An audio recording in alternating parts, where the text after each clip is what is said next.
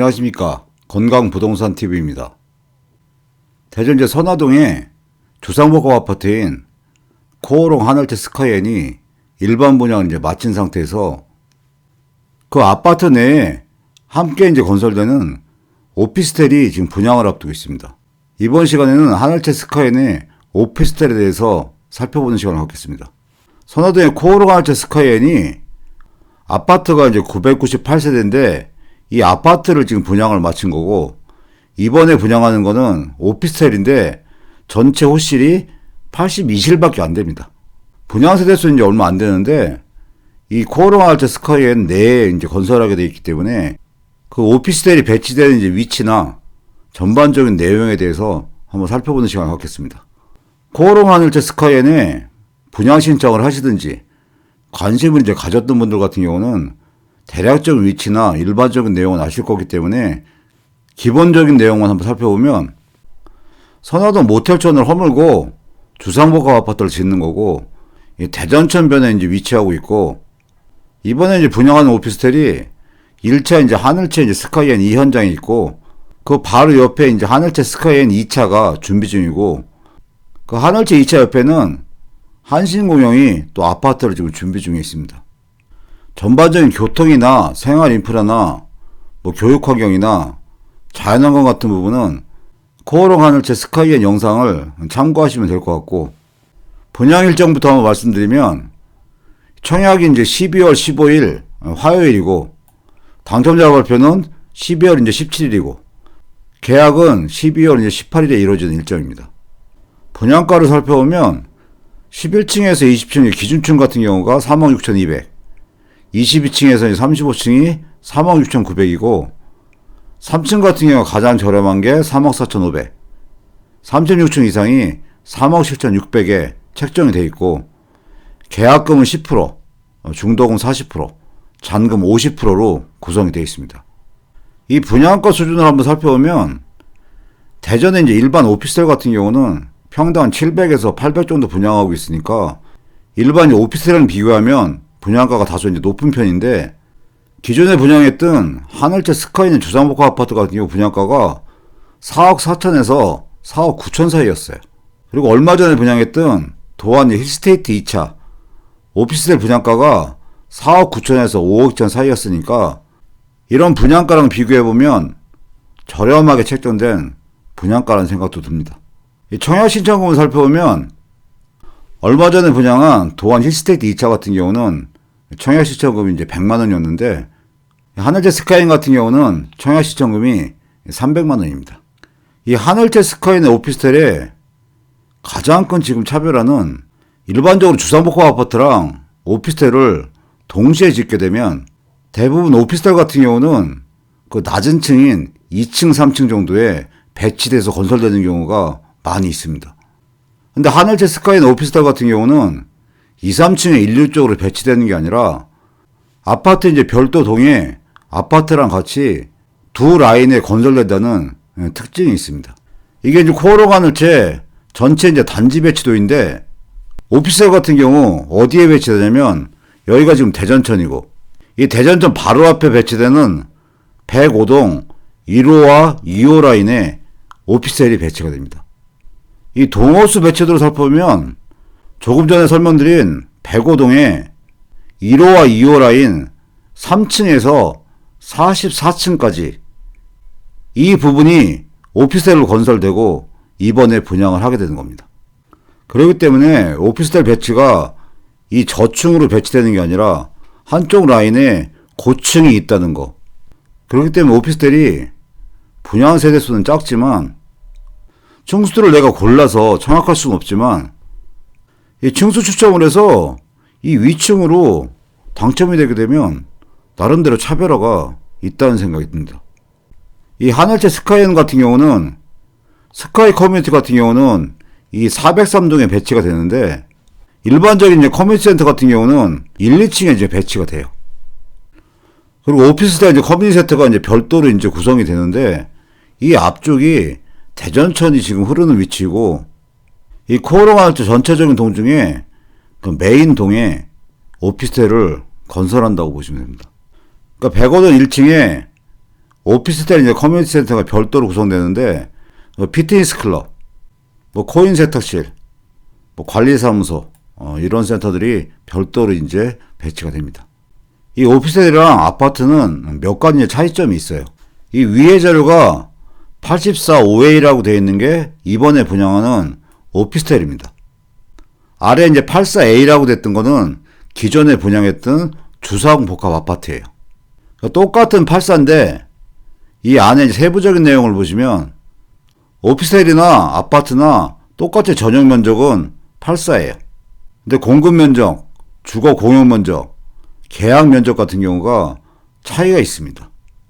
이렇게 이제 아파트랑 오피스텔이 차이가 나는 가장 큰 요인은 아파트 같은 경우는 서비스 면적이냐 발코니가 있고 대신에 오피스텔 같은 경우는 이 발코니가 없기 때문에 이런 이제 세부적인 차이가 있고 실질적으로 내부 공간 같은 경우도 오피스텔이 발코니가 없기 때문에 확장을 못하니까 아파트에 비해서 실면적이 작게 나온다고 보시면 됩니다.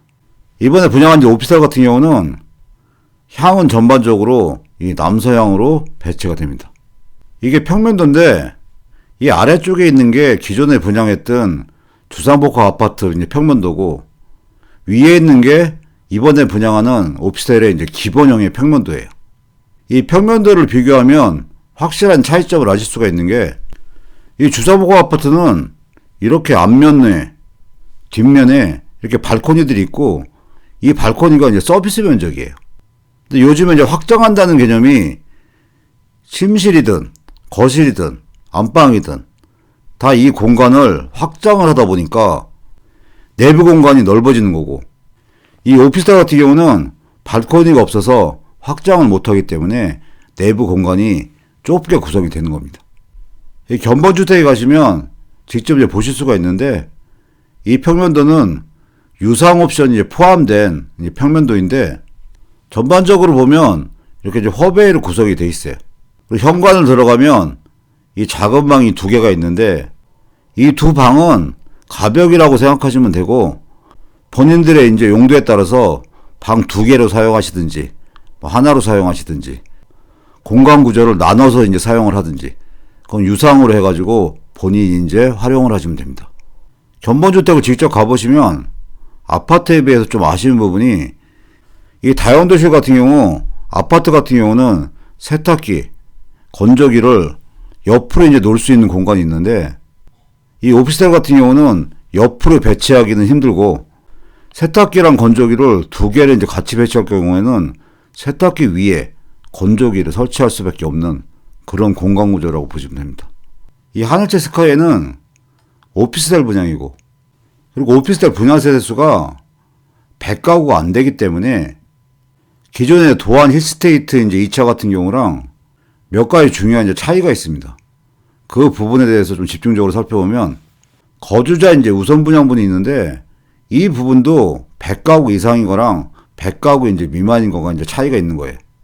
이게 이제 투기과열지구에 건축물 분양분의 이제 100분의 10 이하의 범위 내에서 건축물의 이제 건설 지역인 거주자니까 대전 거주자한테 우선 공급하는 비율이 있습니다. 하늘채 이제 스카이인 같은 경우 100가구 미만인 82세대가 이제 공급이 되니까 그 중에 거주자 우선 공급되는 게 8가구예요. 이 8가구를 주민등록등본상 대전광역시 이제 거주자한테 우선 선정을 해줘요. 그러니까 이 부분은 일반 아파트 특별 공급이랑 비슷한 개념인데 그러니까 우선 공급 호시를 신청해서 낙첨이 되면 그러니까 자동으로 다른 사람이랑 이제 추첨의 기회가 부여가 되는 겁니다. 그리고 가장 중요한 게 이 전매행위 제한에 관한 내용이에요. 대전 지역 같은 경우 6월 17일 이후에 투기과열지구로 지정되어 있기 때문에 이번에 분양했던 도안 힐스테이트 2차 오피스텔 같은 경우는 전매 자체가 이제 제한이 됩니다. 근데 이제 대전 선화동 같은 경우도 똑같이 투기과열지구예요. 근데 코오롱 한자 스카이앤 오피스텔 같은 경우는 분양을 받으신 다음에 전매가 가능합니다. 이렇게 전매가 가능한 게 왜 그러냐면 원래 전매행위 제한에 대한 부분이 건축물의 분야에 관한 법률 제6조 3항에 이제 그 내용이 있는데 투기과열지구나 청약과열지구에 공급되는 100실 이상의 오피스텔 같은 경우는 전매 제한에 해당이 되는데, 똑같은 지역에 공급돼도 이 100실 미만의 오피스텔 같은 경우는 이 규정이 적용이 안 돼서 전매가 가능한 거고, 이 부분이 가장 큰 지금 차이점이에요. 그렇기 때문에 실입주 목적이 아니더라도 투자 목적으로 신청할 수 있는 오피스텔이 코오롱 하늘채 스카이엔 오피스텔입니다. 이렇게 이제 전매는 허용되는데 이 단서 조항을 잘 보셔야 돼요. 이 부분이 좀 헷갈리는 부분이고, 저도 이 부분이 개인적으로 좀 헷갈렸던 부분인데, 그 내용을 한번 살펴보면, 그러니까 110 미만이니까 전매는 가능한데 건축물의 사용 승인 전에 2명 이상에게 전매를 하거나 이에 전매는 알선할 수 없다는 얘기예요. 이렇게 2명 이상의 전매를 하거나 알선하게 되면 계약이 이제 취소가 될 수가 있고 징역이나 벌금형도 받을 수가 있다는 내용이에요. 이 부분이 저도 헷갈리지만 이 많은 분들이 조금 혼란스러운 부분이에요. 전매는 가능한데 2명 이상에게 전매를 할 수 없다는 개념은, 그럼 전매를 한 번만 가능하다는 얘기인지. 그래서 이 부분에 대해서 구체적으로 한번 살펴보겠습니다. 이게 이제 근거 법률인데, 건축물의 이제 분야에 관한 법률 시행령에 보면 전매 행위의 제한이라는 부분이 나오는데, 이 해당되는 건축물이 오피스텔 같은 경우 이 100실 이상인 건축물이기 때문에 100실 미만이면 전매 제한이 이제 해당이 안 되는 거고, 이 조항이 이제 건축물의 분야에 관한 법률 제6조 이제 3항인데, 이분이 전매행위 제한에 대한 규정이 이제 담겨져 있어요. 이 내용을 보시면 투기과열지구 그리고 조정대상 지역에서 건축물을 분양받은 자 또는 소유자는 분양계약을 체결한 날부터 사용 승인은 1년의 범위 내에서 전매를 하거나 전매를 이제 알선할 수 없다는 얘기고, 이 항을 보시면 사용 승인 전에 2명 이상에게 전매를 하거나 이에 전매를 알선할 수 없다, 이렇게 이제 규정돼 있어요. 그러니까 저도 이 부분이 헷갈려서 견본주택에서 한번 질의를 해보니까 코오롱 하늘채 자체에서 국토부에 이제 이 부분을 질의를 했고 그 회신받은 내용이 있더라고요.